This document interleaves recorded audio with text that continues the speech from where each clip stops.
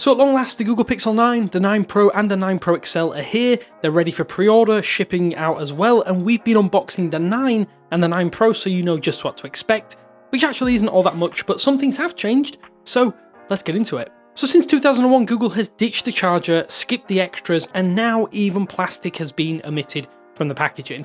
There is even a new logo on the box that confirms that lack of charger, so you won't get confused as to where your power brick is. You'll need to go out and pick up that next 45-watt USB-C charger for an extra fee if you do want faster charge speeds with these devices. The eco-friendly unboxing experience provided by the Pixel 9, the 9 Pro and the 9 XL is actually unlike anything Google has really done before. A lot of the colour has been drained with a distinctly recycled cardboard look, with the 4-colour G logo also ditched here as well. There's 2 brand new rip tabs at the back of the packaging that replace the terrible stickers that kept previous generations sealed in their boxes.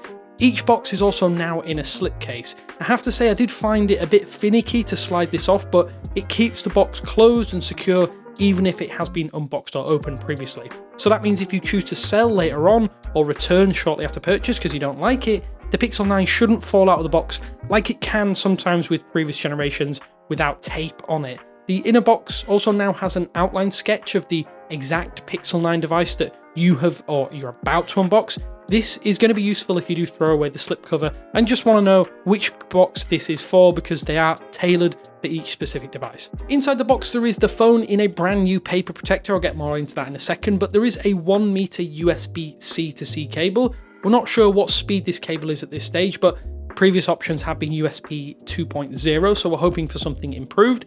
You still get a SIM tool plus some documentation, which is also pretty hard to remove without tearing these, but there is no quick switch adapter this year. It's actually not in the packaging. It's the first time that this isn't included with a Pixel device, and that could be problematic if you use an older smartphone or even an iPhone to transfer your on-device files to a brand new Pixel 9. In Google's defense though, most modern phones will now allow you to connect via the in-the-box USB-C cable or wirelessly using the improved restore process during that initial device setup, so it's not that much of a loss in the grand scheme of things. The new paper encasement for your Pixel 9 also has no adhesive screen protection. You just slide your phone out and power it on, that's it. We haven't unboxed the Pixel 9 Pro XL because we're waiting on those devices to arrive, but the experience will be pretty much identical there. So if you're wondering why the Pixel 9 Pro isn't in this video, it's the same experience, it's just slightly bigger.